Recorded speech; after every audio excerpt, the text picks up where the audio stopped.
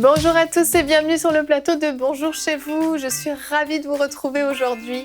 Notre thème du jour est « Ton adoration peut aller à un autre niveau ». Et aujourd'hui, c'est Jérémy qui va nous apporter la pensée du jour. Et ensuite, dans la rubrique Conseil du coach, notre invitée Virginie Enfa nous expliquera le rôle de la danse dans l'église. Voilà, vous connaissez le programme. Je vais retrouver les chroniqueurs.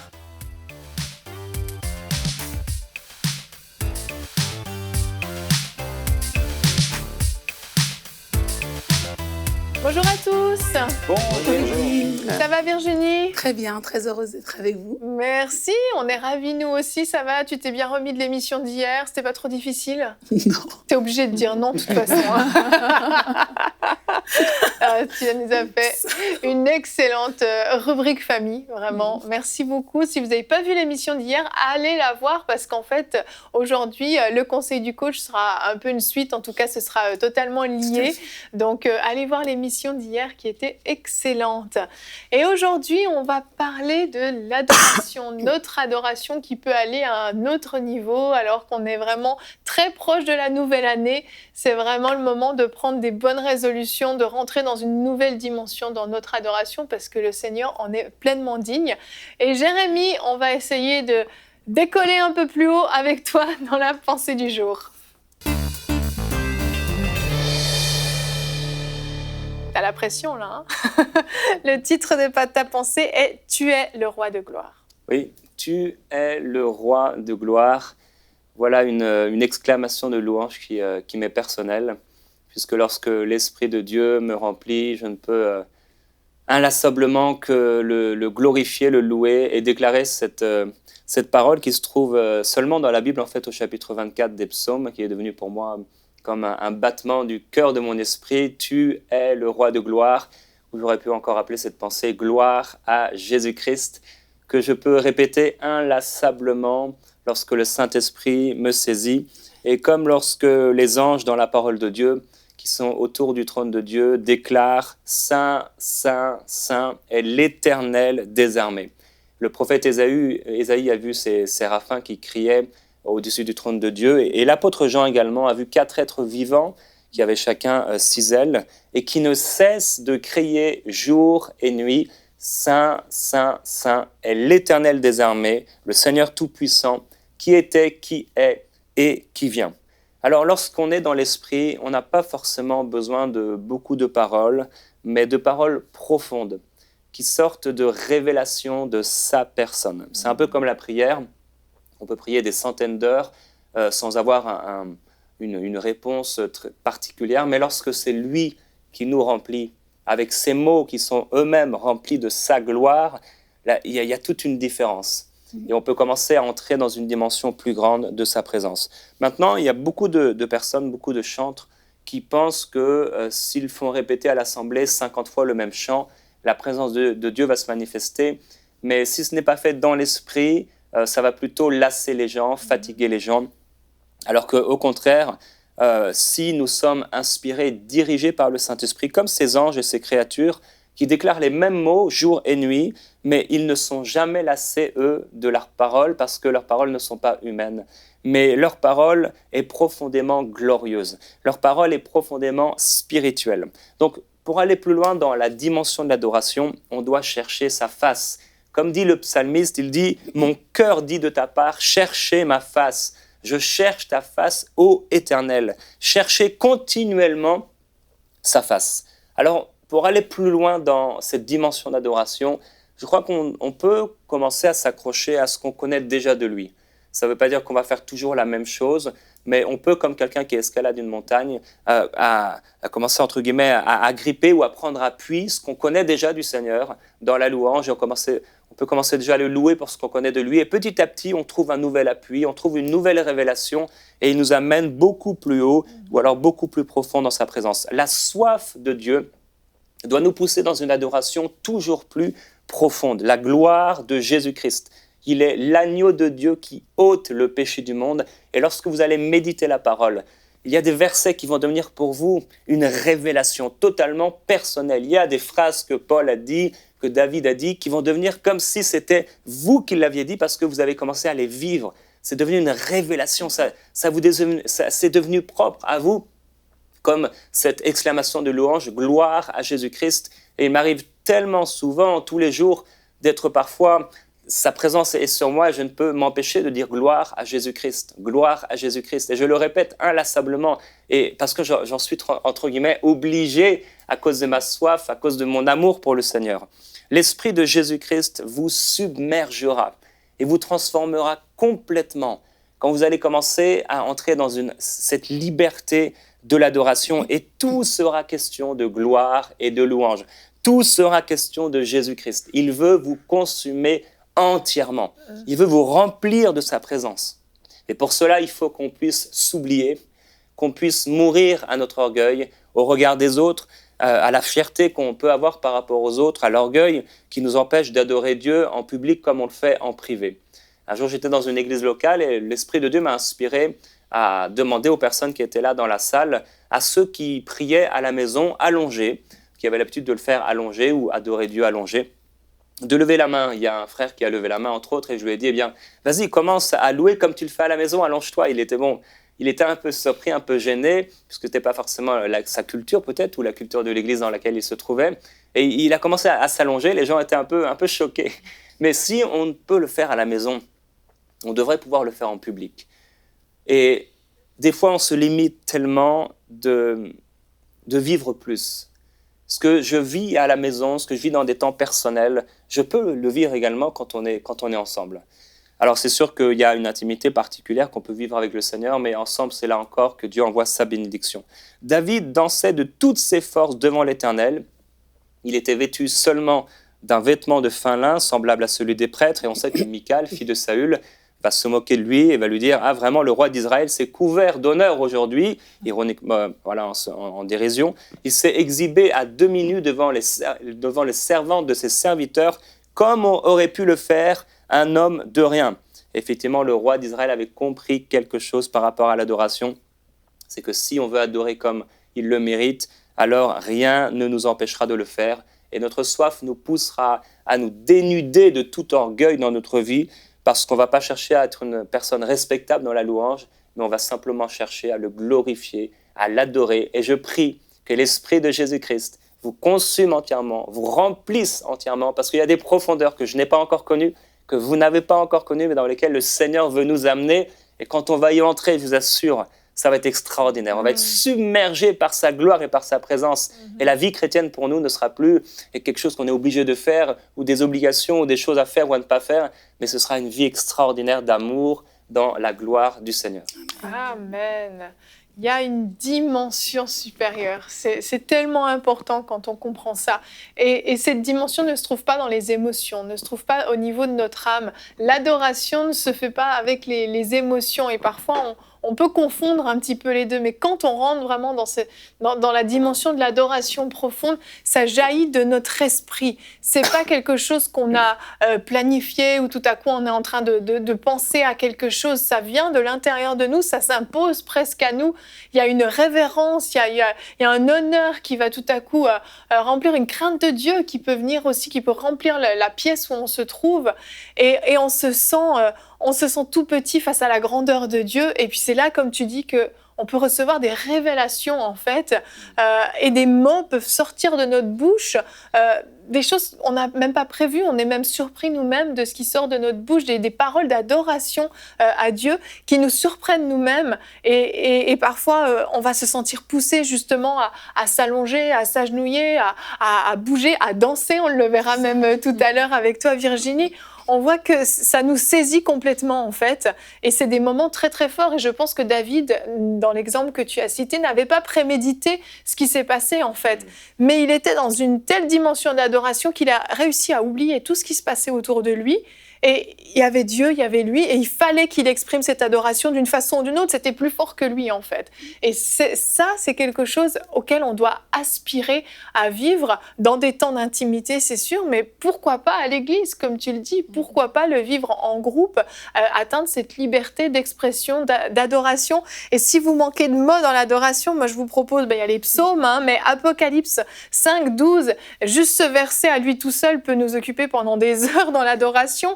l'agneau qui a été offert en sacrifice est digne de recevoir la puissance, la richesse, la sagesse, la force, l'honneur, la gloire et la louange. Donc juste un verset comme ça est tellement puissant quand on prend le temps de s'arrêter dessus qu'on ne peut pas s'empêcher d'adorer le Seigneur finalement. Moi, ce qui me plaît dans l'adoration, c'est que, en fait, ces choses deviennent une évidence. Pas parce que notre intelligence a réfléchi trop longtemps par rapport à ça, mais c'est que dans la présence de Dieu, vraiment, ça devient une évidence que Dieu est digne, en fait, de recevoir honneur, louange. C'est pas calculé, en fait. Et ça a lieu parce que, mais on est en face à face avec le Seigneur. Et moi, je veux encourager les personnes qui veulent aller plus loin à vraiment ouvrir leur cœur à ça, pas à une routine, pas à quelque chose qu'on connaît, qu'on a déjà vu, pas à une façon de faire, mais de demander à Dieu, amène-moi plus loin. Ouais. Je sais qu'il y a quelque chose que je dois vivre encore avec toi. Moi, je l'ai vécu. Une fois, je priais et je n'avais pas dit à Dieu, amène-moi plus loin. J'avais juste dit à Dieu, va dans mon cœur où personne n'a jamais été. Et juste quand j'ai dit ça, j'ai eu une vision de Jésus comme s'il était en train de marcher dans mon propre cœur. Wow. Je l'avais vu comme ça et il y a des paroles, il y a des évidences en fait qui sortent. On dit, quand on lit parfois la Bible, on dit tu es digne de recevoir la puissance. C'est bien, c'est beau, mais là, c'était devenu évident qu'il était digne de recevoir cette puissance, les mots sont cette gloire. Plus forts, en fait. Oui, et puis c'est pas ton intelligence qui parle à ce moment-là, c'est vraiment une évidence. C'est comment est-ce qu'on peut réussir à vivre sans comprendre, bien sans admettre que Dieu est digne de recevoir cette puissance-là. Donc, c'est vraiment encourager les gens à dire à Dieu, Seigneur, allons plus loin, je veux te découvrir comme je ne te connais pas encore. Et allons et se laisser aller avec le Seigneur et Dieu répond. Amen. Dieu répond vraiment.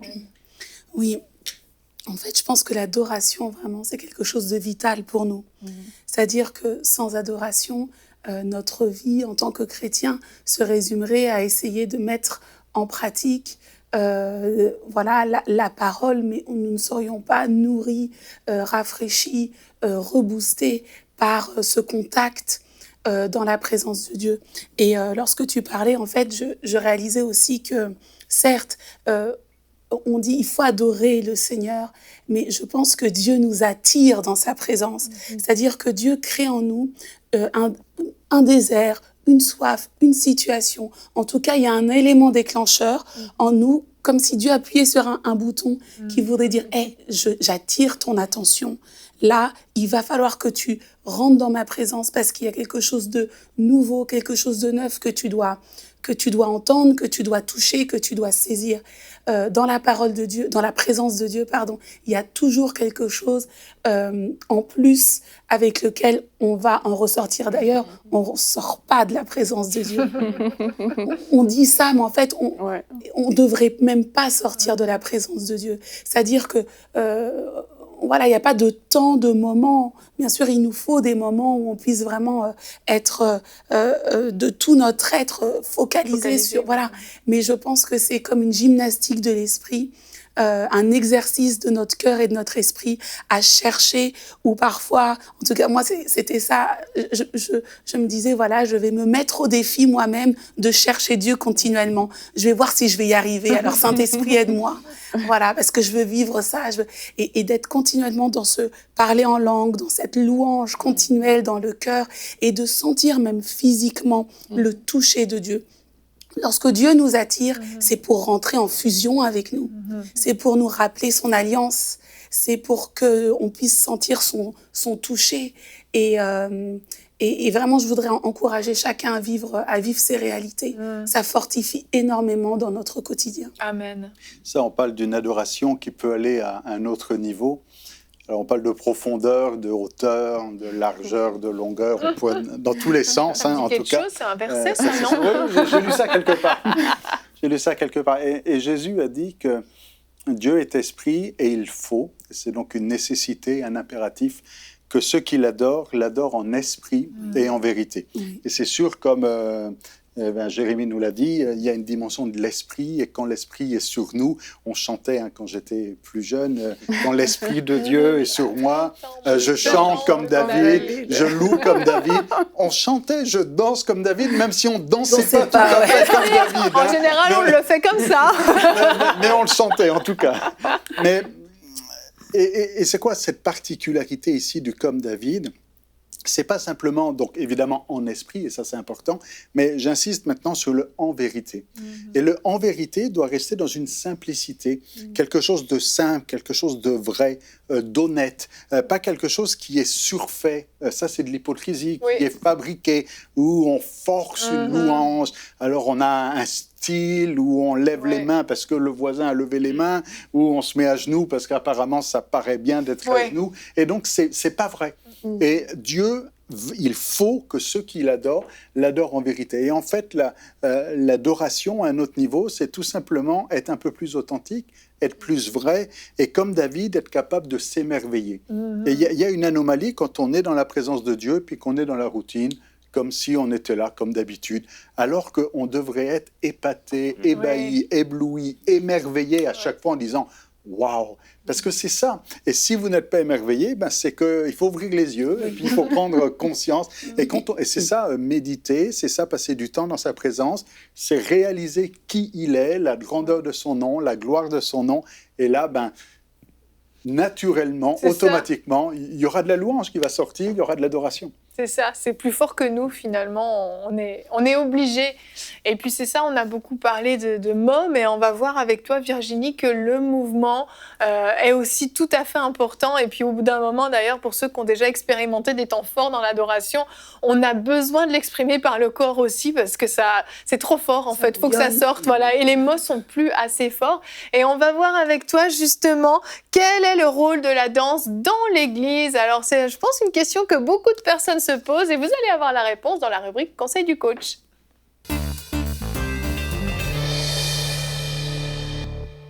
Donc Virginie, hier tu nous as parlé de ce que produisait la danse chez les enfants. On a vu que même au niveau de l'école du dimanche, il y a tout un domaine qu'on peut exploiter.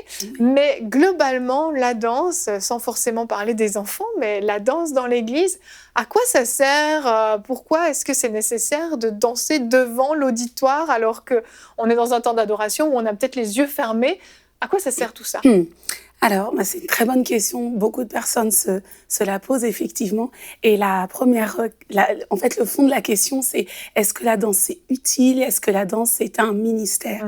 Alors, c'est important de clarifier une chose, c'est que faut pas mélanger le don artistique et la dimension de ce don-là pratiqué dans le cadre du ministère ou dans la dimension du ministère. On peut très bien danser à l'église de tout son cœur en étant chrétien, mais que notre danse n'ait pas cette dimension du ministère, c'est-à-dire que ça restera une belle danse, certes faite sur de la musique chrétienne, avec un cœur bien disposé, mais qui va être une danse que l'on va contempler comme on peut contempler un spectacle de danse.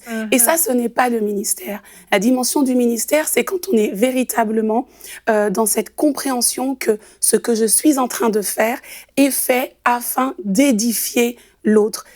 Lorsque je vais danser, je ne veux pas simplement montrer ou démontrer ma technique, ce que j'ai appris dans le cours de danse, et montrer à quel point je danse bien et à quel point c'est beau de bien danser quand on est chrétien. Je pense que ça, c'est bien, mais c'est vraiment quelque chose de limité. Et ce dont on a besoin dans l'Église, c'est pas de se contempler les uns les autres, mais c'est de recevoir Christ en nous. Donc, la personne qui va avoir ce don artistique. Et d'ailleurs, je ne parle pas dans ce cadre-là un petit peu du cliché ou de la mentalité occidentale, souvent que l'on projette sur de la danse pour nous bien danser ou avoir un beau don artistique de danse, c'est être une belle ballerine, etc. Mais je parle vraiment de ce regard dans le royaume que l'on doit avoir vis-à-vis du mouvement, parce que Dieu parle d'abord de mouvement. Tout ce qui le concerne, lui, c'est le mouvement. La danse, c'est vraiment plus vu du point de vue humain, en fait. Okay. Voilà. Et c'est vrai que dans le royaume, une personne qui va sentir en elle qu'elle peut s'exprimer dans la louange et l'adoration au travers du mouvement, eh bien, elle va d'abord le faire dans son temps de louange, dans son temps d'adoration personnelle, et peut-être même que le Seigneur va lui dire, maintenant, tu vas exposer cette expression. Et lorsque cette personne va exposer cette expression, Dieu va surtout lui imposer, en tout cas c'est vraiment dans ce positionnement qu'on doit être, c'est-à-dire que attention que ta danse puisse parler de la gloire de Dieu, puisse transmettre ma parole sans ambiguïté. C'est ça qui fait notre marque de fabrique. Et j'ajouterais aussi que le royaume a ses propres règles.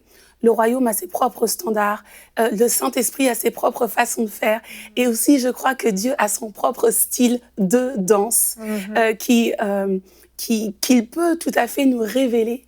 Et notre attitude, c'est plutôt de dire, Seigneur, révèle-nous comment tu danses, Seigneur. Comment tu danses ta fidélité, comment tu danses ta gloire, comment tu t'exprimes, Seigneur, dans ce mouvement. Dans le mouvement, on peut vraiment communiquer des choses comme ça, comme un groupe de louanges communiquerait des choses par les paroles des chants, c'est ça ? Absolument, nous devons être la parole en mouvement. C'est sûr, si je veux pouvoir édifier quelqu'un en bâtissant en lui Christ, il faut que ma danse parle de la parole. Il faut que ma danse devienne la parole. Sinon, ce que je vais lui transmettre, c'est simplement mon point de vue de je ne sais quel sujet. Mais le cœur de celui qui ministre par la danse doit être vraiment ciblé et savoir pourquoi il danse, pour qui il danse et ce qu'il est en train de dire. D'accord. Donc ça, c'est vraiment là où on commence à parler de ministère, quand le cœur de l'adorateur est porté vers l'autre et est vraiment soucieux d'apporter la parole dans le cœur de l'autre. C'est important de le souligner parce qu'aujourd'hui, dans l'Église, parfois, on monte des groupes de danse, on veut répondre à une certaine demande, ce qui est une bonne chose, un certain désir maintenant de s'épanouir, esprit, âme et corps, merci Seigneur, mais on abaisse un petit peu l'exigence, la véritable exigence que nous demande le Seigneur, en pensant que parce qu'on manifeste le don artistique, Dieu est dedans. Or que notre exigence, c'est celle du cœur, et que j'ai vu des personnes en fauteuil roulant, en situation de handicap, avec seulement une main en mouvement. Mais parce que cette main était chargée, cette main se déployait de façon intentionnelle et surtout le cœur était à vraiment exprimer la parole, même si c'est juste une main. On peut voir vraiment l'impact et l'onction du Saint-Esprit qui va toucher les gens. Ah, c'est fort ça. Oui. Alors justement, je te propose, Yvine, qu'on puisse voir une vidéo. Parfait. Voilà, pour illustrer le propos. Sur le pas de la porte.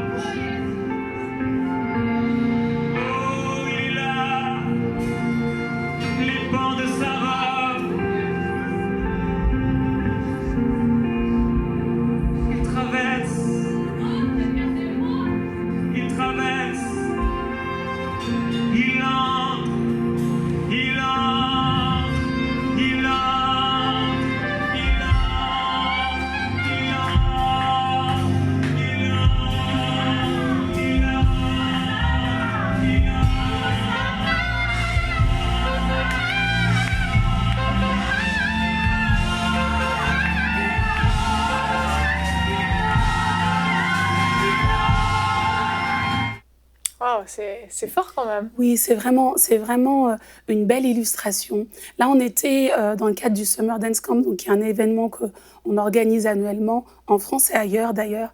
Et durant cet événement, cette année, on avait donc accueilli le prophète Jérémy Sourdril. Oh, et d'ailleurs, on a entendu ta voix. On entend la voix du prophète scander. Il entre. Et on voit cette danseuse justement qui est vraiment en train de prophétiquement de mettre en mouvement les paroles du prophète. Ça, c'est très intéressant parce que non seulement l'Église est édifiée, c'est-à-dire nous-mêmes, lorsqu'on la regarde danser, bon là, c'était vraiment quelque chose de spontané, donc elle n'est pas positionnée sur l'estrade. Le ministère de danse, d'ailleurs, ce n'est pas que sur l'estrade, et ce ne sont pas que des chorégraphies. Voilà, l'Esprit de Dieu vraiment nous offre une diversité de liberté dans laquelle on va pouvoir manifester les dons du Saint-Esprit au travers du mouvement, peu importe là où nous nous plaçons.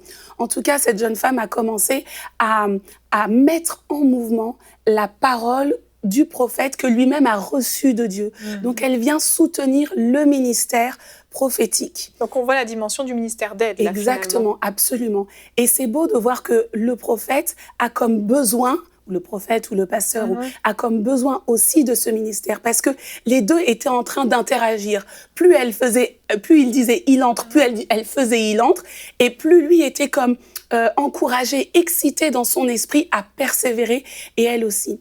Il faut aussi réaliser que l'impact de notre corps en mouvement, dans une dimension de consécration, de sanctification, lorsque le danseur est vraiment rempli du Saint-Esprit, il y a vraiment une empreinte dans l'atmosphère qui se fait, en fait.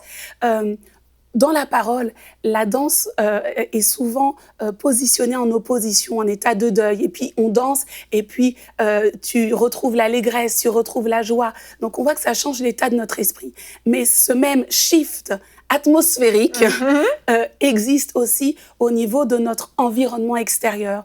Donc, lorsque la parole de Dieu nous dit que Dieu aiguise nos doigts et qu'il entraîne nos mains à la bataille, c'est pas simplement pour nous. Oui. C'est pour qu'on puisse se mettre en action. Et lorsqu'il nous dit de l'aimer de tout notre cœur, de toute notre pensée, de toute notre âme, de toute notre force, c'est aussi la force physique. Et lorsqu'on est vraiment cette parole en mouvement, on fait un justement avec ce verset où on s'actionne et physiquement et spirituellement. Waouh, on comprend beaucoup mieux en fait ce qui se passe dans ces moments-là, parce que vu de l'extérieur, on peut ne pas tout saisir en fait et se dire mais c'est juste une distraction en fait, mais c'est beaucoup plus que ça. Ça nous pousse au contraire à rentrer dans cette dimension d'adoration dont on parlait tout à l'heure. Tout à l'heure, on parlait de passer à un autre niveau. Je pense que cet autre niveau, il peut pas uniquement se faire de façon intellectuelle, comme si je passe à un autre niveau. Non.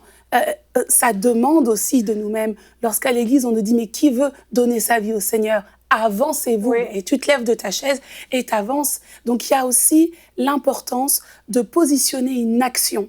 Et c'est là où la dimension du ministère de la danse, du ministère du mouvement en tout cas, ou de réaccueillir cette compréhension du mouvement dans l'Église prend vraiment toute sa place. Aussi, pour rebondir sur ce que tu disais, Evelyne, l'importance de se former. Vraiment. Voilà, pour comprendre en fait. Et surtout pour savoir comment utiliser cela.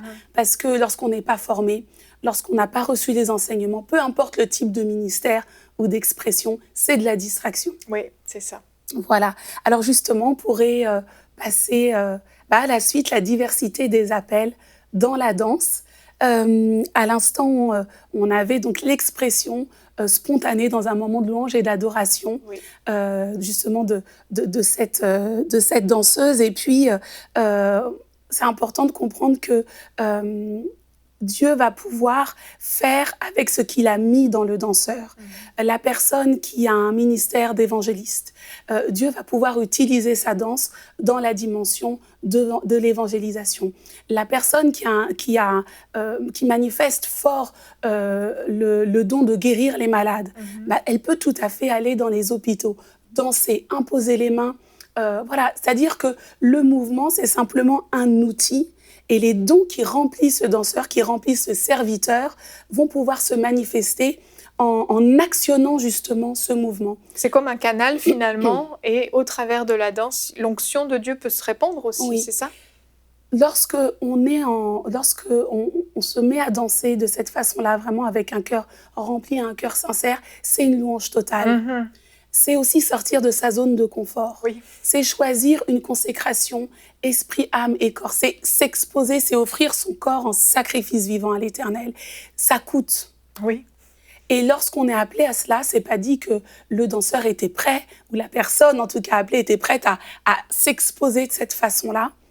Je l'entends exposer face aux autres, mais aussi exposer dans un lieu peut-être plus caché. En tout cas, il y a cette dimension de se donner comme David, en fait, s'est donné. Donc ça nous coûte quelque chose, et je pense véritablement que Dieu répond vraiment, vraiment à ceux qui s'offrent de cette façon. Là, donc, à ce moment-là, le Seigneur n'a pas d'autre choix, entre guillemets, que de pouvoir se manifester au travers de la puissance de ce mouvement. Amen. Je te laisse continuer. Je ne connais pas l'ordre de tous tes points, Oui, donc je oui, ne veux oui. pas te bouleverser. Non, bien sûr. Donc, eh bien, écoutez, on peut passer aussi à la diversité de la manifestation du ministère et de ces fruits de la danse. Bah, c'était exactement ça. Donc, on peut passer à l'illustration. Parfait, on va regarder la vidéo. Libère ce mouvement. Et pendant que tu libères ce mouvement, alors il y a quelque chose qui commence à descendre sur eux. L'Esprit de Dieu sort de toi. C'est comme s'il sortait de toi alors que tu es monté dans les hauteurs. Tu étais au départ, tu marchais, tu sentais le sol, mais maintenant tu ne sens plus le sol sous toi. C'est comme si tu virevoltais au-dessus de ce sol parce que tu es en train d'aller au-delà, au-dessus, dans les lieux célestes. Et tu ne regardes plus les hommes selon la chair, mais maintenant tu les considères dans l'esprit. Tu vois dans l'esprit maintenant. Et dans l'esprit, tu libères ces mouvements de gloire. Et eux, ils continuent à regarder dans la chair. Mais en même temps, Jérémy, là, tu as eu une révélation quand même, parce qu'on voit la façon dont tu parles quand même que tu t'es approprié le moment. C'était glorieux. J'encourage tous les gens à découvrir son ministère parce que c'est très, très, très fort. Ouais. Waouh. C'est une révélation, ouais. Et ça pose une question, est-ce que c'est pour tout le monde? Est-ce que tout le monde peut rentrer dans ce genre de mouvement? Alors, le mouvement nous est donné à nous tous. Donc, tout le monde peut activer ce mouvement. Ça, c'est une chose maintenant. Comme tout ministère, il y a un appel qui se fait. Donc, effectivement, en fonction de l'appel, chacun va aller plus en profondeur et manifester tel ou tel type de facettes. N'est pas forcément appelé dans ce domaine-là. C'est Bien comme sûr. dans un autre ministère. Absolument. En revanche, on est tous appelés à manifester le mouvement. Voilà. Et à l'accueillir en soi, tout simplement. Tu peux danser, Jonathan, donc, mais pas Peut forcément. être en mouvement, peut-être Voilà, pas danser, voilà, mais être en mouvement. C'est ça. Mais ne t'inquiète pas, je ne pense pas que ce soit ton premier ministère. Pas être statique. Dans l'illustration qu'on vient de voir, donc c'était justement Frédéric qui est élève à la formation des formateurs à Destiny Dance School. Et là, elle était non pas dans le peuple, comme tout à l'heure, avec justement ce mouvement spontané et prophétique, elle était sur l'estrade. Donc là, elle se positionnait vraiment comme ce lévite qui est là pour continuer à attirer la présence de Dieu, parce que son cœur était rempli du fait que j'attire la présence de Dieu afin que le peuple en soit au bénéfice. Donc effectivement, on avait le serviteur de Dieu qui proclame, qui parle, qui déclare, qui prophétise, et on a ce lévite danseur qui reste dans la présence et qui continue à attirer la présence de Dieu. Pour moi, c'est vraiment la parfaite illustration justement des lévites qui portaient l'arche de l'alliance et qui sont face au Jourdain et qui sont prêts en fait à tenir ferme jusqu'à ce que tout le peuple d'Israël passe. Et ils restent en poste jusqu'à ce que tout le peuple d'Israël soit passé. Donc, dans ces moments-là, le danseur, il est vraiment dans cette responsabilité aussi de ne pas oublier que notre premier appel, c'est les autres, mais c'est attirer la présence de Dieu afin que Dieu puisse siéger et justement toucher son peuple. Ouais, on voit vraiment que ça n'a rien à voir avec ce qu'on peut appeler la danse dans le milieu classique. En fait, c'est beaucoup plus que ça. Il y a une responsabilité qui est avec. Oui. C'est vraiment dirigé justement pour amener la présence de Dieu. Voilà, je refais la comparaison avec un groupe de louanges parce que je trouve que la comparaison se fait bien. Oui. On est vraiment au service des autres pour amener la présence de Dieu quand on le fait dans l'Église. Absolument.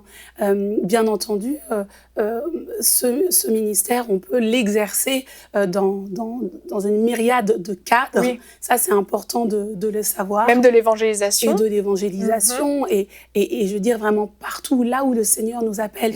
Donc, c'est important de ne pas être figé sur la forme, et surtout de réaliser que nous sommes simplement un outil entre les mains de Dieu.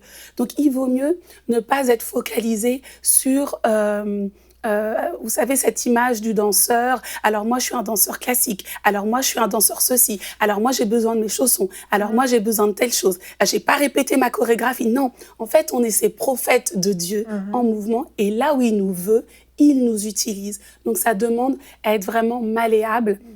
Et à ne pas oublier, souvent je dis à mes étudiants, arrêtons un peu de dire qu'on est des danseurs. Okay. Parce que ça fait référence à trop de choses inconsciemment dans lesquelles nous avons grandi.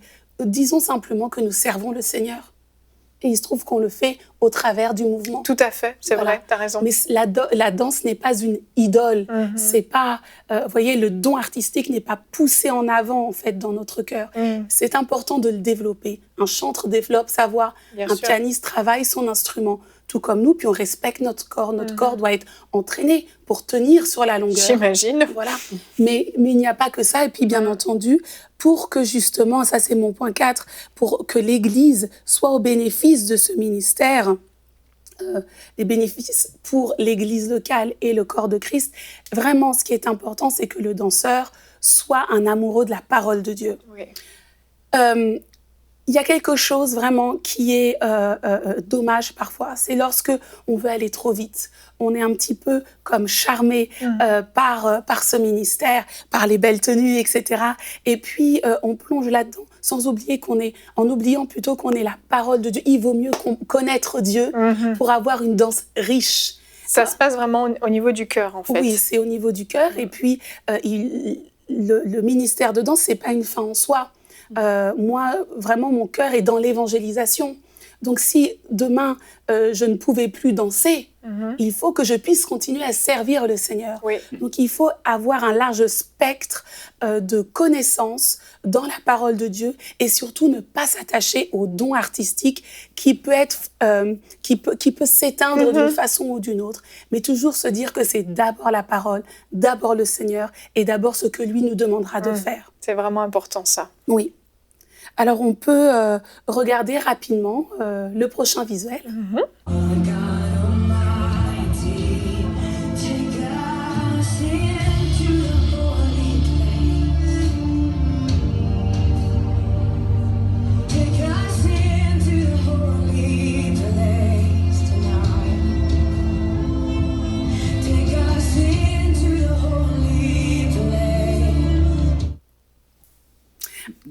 Excusez-moi.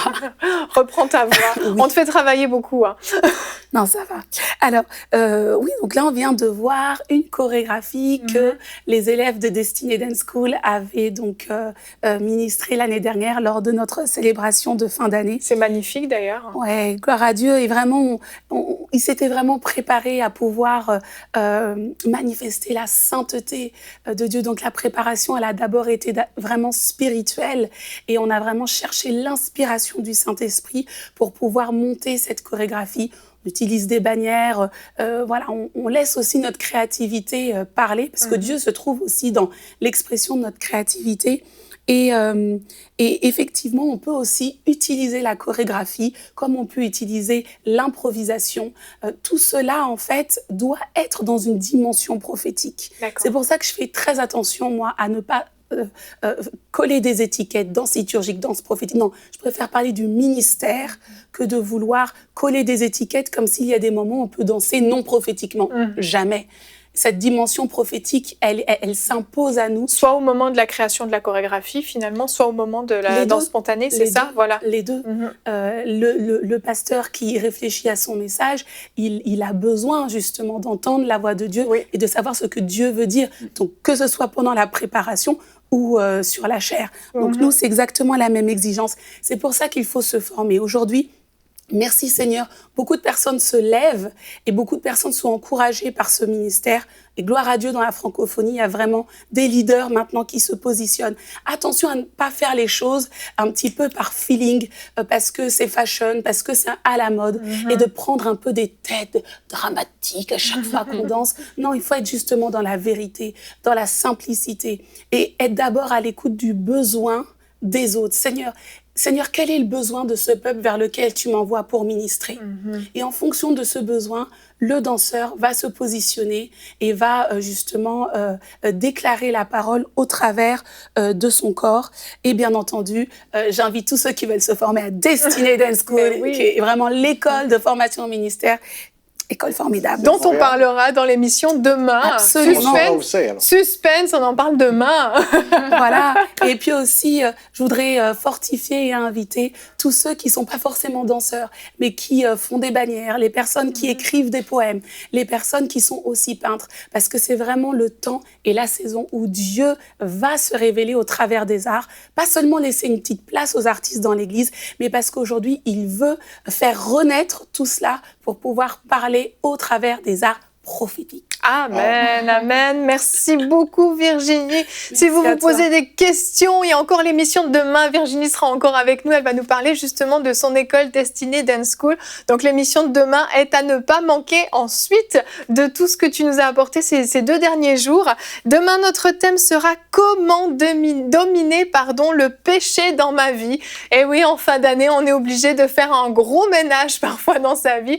Donc vous verrez comment on va pouvoir dominer le problème du péché dans notre vie pour rentrer en 2019 parfaitement propre. Et puis donc, comme je l'ai dit, Virginie, tu seras encore avec nous demain. Nous aurons la rubrique Pasteur, j'ai une question et culture et médias. Donc encore une belle émission. Et puis si vous vous posez encore des questions sur la danse, dont Virginie en a parlé, il y avait une série Paroles de femmes qui avait été faite il y a quelques années, mais vous pouvez aller faire une recherche sur le site emcitv.com pour avoir encore plus d'informations. Virginie décortiquer un petit peu tout ça. Donc, je vous invite à aller regarder ça. Merci beaucoup, Virginie. Merci à vous, les chroniqueurs. Et oui, bonjour chez vous. Ah là là.